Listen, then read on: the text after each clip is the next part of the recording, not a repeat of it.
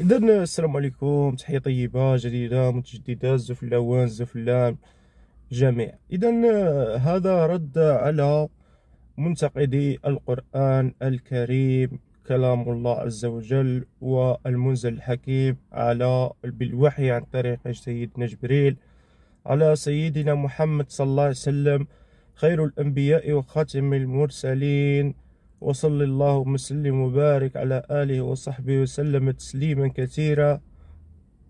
وكل من بعثت سلام، وكل من بعثتهم بإحسان إلى يوم الدين من أنبيائك ورسلك الطاهرين. البعض ينتقد القرآن الكريم ويقول أنه فيه قصص تشبه التلمود، وقصص تشبه أخبار الأولين، وقصص تشبه لا أعلم بابل، وقصص. وهذا قرآن كريم يا أخي، ونزل في هل تريد القرآن الكريم أن ينفصل على التاريخ والجغرافيا التي نزل فيها سيدنا محمد؟ طبعا لا.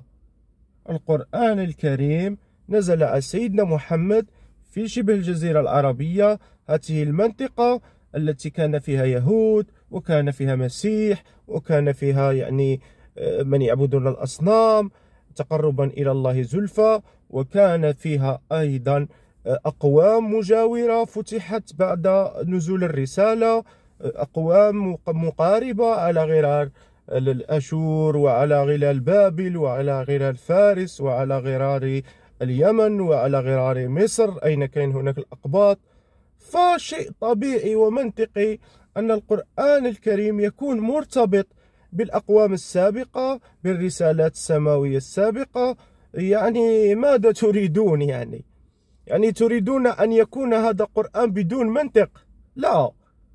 الله عز وجل أعطى الإنسان العقل، كما يقول ابن رشد رحمه الله، الفيلسوف الأمازيغي البربري الأندلسي الكبير العظيم.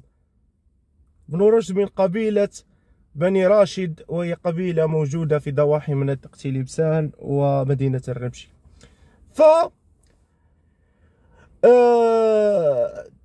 يقول فيلسوف ابن رشد: لا يمكن أن يعطينا الله عقولا ويعطينا شرائع مخالفة لها، وهذا دليل على ارتباط المنطق الإنساني العقلي الصوري والجمعي في كثير من الأحيان بالرسائل السماوية. وهناك أمور أيضا فوق درجة العقل، لأنها أمور إلهية مستوحاة من النور والقوة والبركة الإلهية.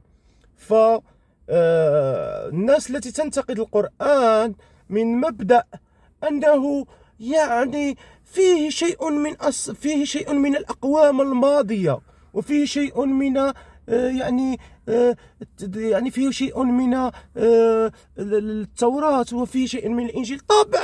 طبعا لأنه خاتم الرسائل، هدانا الله وإياكم إلى الصراط المستقيم. فنرجو من هؤلاء أن يعطونا براهين وأدلة ونقد طبيعي وحقيقي ومنطقي، بعيدا عن حبهم لرؤية هذا القرآن مفصول عن الزمان والمكان والماضي والحاضر والمستقبل. شكرا. مثل النزول.